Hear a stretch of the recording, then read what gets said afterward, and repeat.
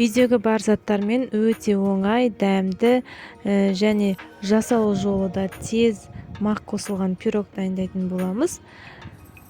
120 грамм бөлме температурасындағы жұмсақ сары майымызға 100 грамм қантымызды салып, жақсылап, алдымен ақырын жылдамдықта, кейін қатты жылдамдықта миксермен миксерлеп аламыз.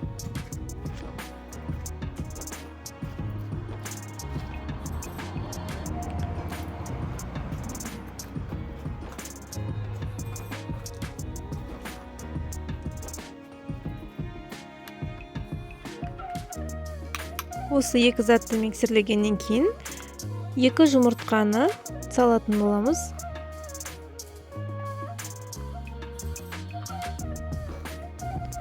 Осы массаны жақсылап миксерлейміз.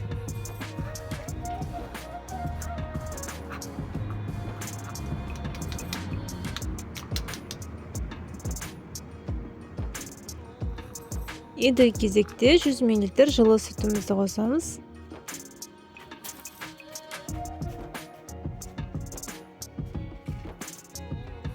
Миксерді бір шетке қоя тұрып, 150 грамм ұнымызға 10 грамм қамыр қопсытқышымызды салып, араластырып аламыз. Және де електен өткізіп, жаңағы дайын болған сұйық массамызға саламыз. Онда бірнеше бөлікке бөліп салған жақсы.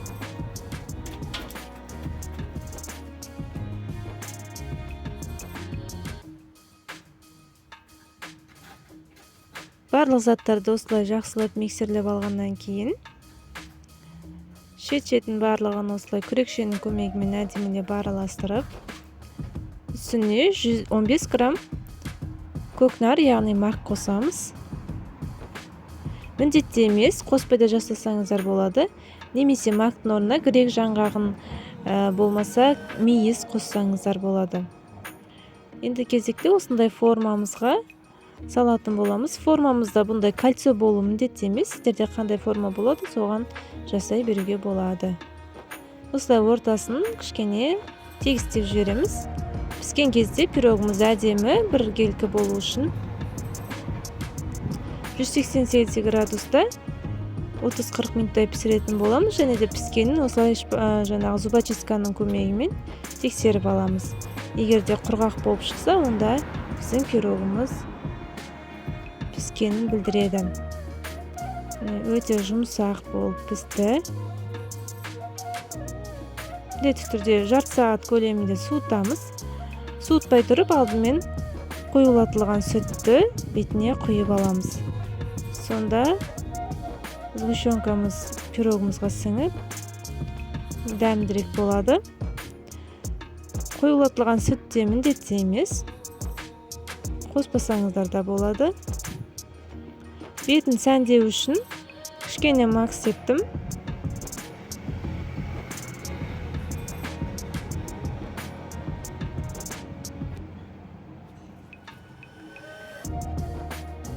Енді кезекте кесіп көреміз.